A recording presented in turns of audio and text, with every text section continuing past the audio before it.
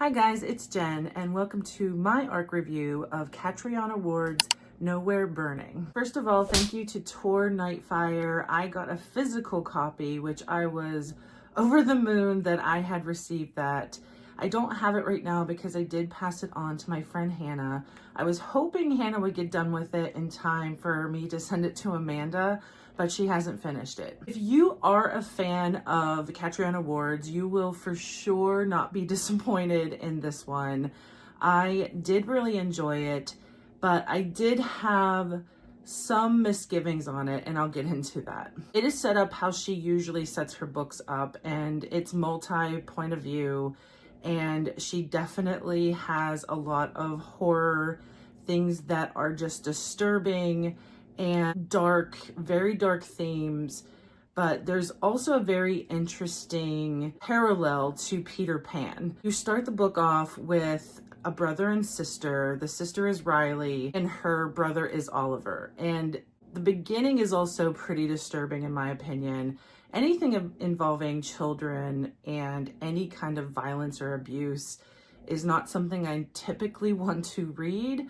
So it was hard for me to get into this at first because of that. Riley and Oliver escape, and Riley had heard of this place called Nowhere. And that's your first parallel to Peter Pan because of Neverland. Nowhere is a ranch, and it's the burnt ruins of a ranch home that a famous actor had lived at, and his name is Leaf Winham. And you do get his perspective too. So you do get several different perspectives from Riley, from Oliver, from Leaf, and there's also some other perspective in there too. At this burnt ruin of a home that Leaf had lived in, and you do get the backstory for what happened there as well, you find out that a bunch of children are also there living. And I think the description calls them feral children. And I feel like that's another Peter Pan parallel because of the fact that there was the Lost Boys in Neverland, and now you have the Nowhere kids in this novel. You end up finding out that this sanctuary that she had heard of, where you pretty much think like these are kids that have escaped really bad situations, but the situation at Nowhere is not much better. And you end up, as the book goes on, you end up finding out some of the backstory of what happened there, and you also get some more information on Riley and Oliver. I am a huge fan of Catriona's writing, so that definitely kept me sucked in and wanted me to keep going to the end.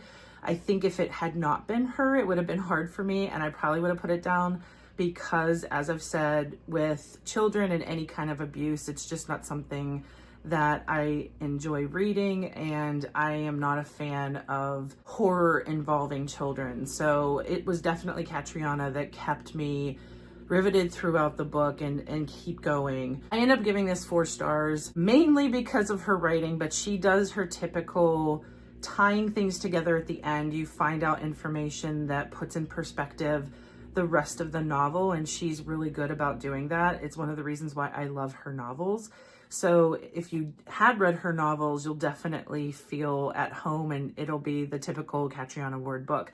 If you have not read her, I think this would be interesting depending on where you're coming from, because as I've said, there is disturbing and dark themes that involve children, but I feel like she does really well with tying themes together and how she used the themes of Peter Pan and the darker themes of Peter Pan in this, because I also felt like Leaf might have also kind of been like a Peter Pan type character when you hear some of his story. This does come out February 24th, and I would highly recommend it. 4-star read. I think that if you loved horror and you like the type of dark and disturbing books that have a really great literary edge to them, then you would definitely enjoy this. Thanks for watching my ARC review of Nowhere Burning by Catriona Ward, and until next time.